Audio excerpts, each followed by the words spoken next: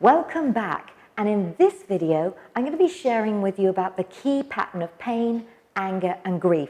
So this is pattern number 4. Now of course everyone has experienced pain sometime in their life, and pain can also be a great teacher. It is possible to move beyond pain to the gift that it offers, and it can be difficult to cope with pain, especially for those who chose in their soul contracts to experience pain as a catalyst for growth. Also, some people may become stuck in their pain, focusing too much on it in a misguided attempt to protect themselves from more similar pain. They thus relive pain mentally and emotionally, even when the initial pain has long subsided. Some years back, I remember I woke up on a warm October morning and I just couldn't get out of bed. It was impossible to sit up or even roll over onto my side without a sharp pain shooting down my left arm, right down to the fingertips. And it was literally the kind of pain that knocks the breath right out of you. Now at first I was shocked and I wondered if it was just pins and needles or perhaps I'd slept in an awkward position. Now with considerable effort I did get out of bed and thought that maybe a few yoga stretches and spine twists would nudge everything back into place. Actually, I even went to a yoga class that morning, followed by a personal training session at the gym. Well, since that strategy didn't elicit favourable results, my next stop was a chiropractor for a couple of clicks, cracks, crunches, as I like to call them, to realign whatever was misaligned. The next day, the pain shouted even more loudly back at me, begging me to look deeper inside.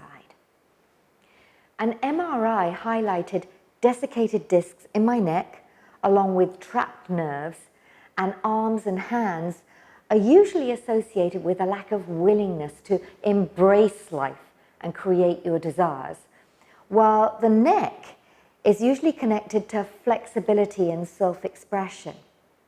So pain also requires forgiveness. There's always a point and purpose to pain, and it's actually a strong indicator from the body's intelligence center that your emotional health is out of balance. My personal belief is that the body is designed for self-healing. I mean, just for a moment, consider that if you accidentally scratch your arm, you think nothing of it, knowing that the scratch will be gone and healed in just a few days. The experience certainly accelerated my awareness and empathy for others, and it also allowed me to pay attention and express my emotions more fully. It was a gradual letting go of an old self, and while for some it could be perceived as a negative experience, it's often in the negative experiences that you ignite a desire of what you do want, as well as opportunities to evolve and grow.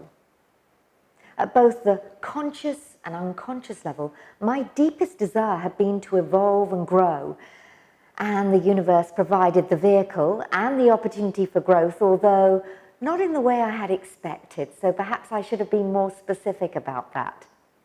The emotions of anger and or grief often accompany pain, and remember, anger can be repressed or expressed, and also remember negative emotions cause dis-ease. Either way, if you're holding on to these negative emotions, it can lead to heart attack as well as heightened cholesterol. And when these energies pair up, they actually feed each other so that the pain fuels the anger or grief, and anger or grief feeds the pain. It then creates a vicious cycle of pain, anger, or pain, grief, that continues, which prevents real healing from occurring.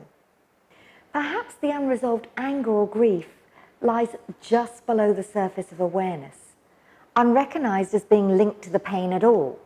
So a person may blow up or cry over seemingly random incidents and doesn't make the connection between past pain and present anger or tears. So you can end up believing that your pronounced irritation or sadness is justified by the immediate situation, when really it's a boiling over of anger or a spilling out of grief that's been present in you for a very long time, which was not previously acknowledged or dealt with.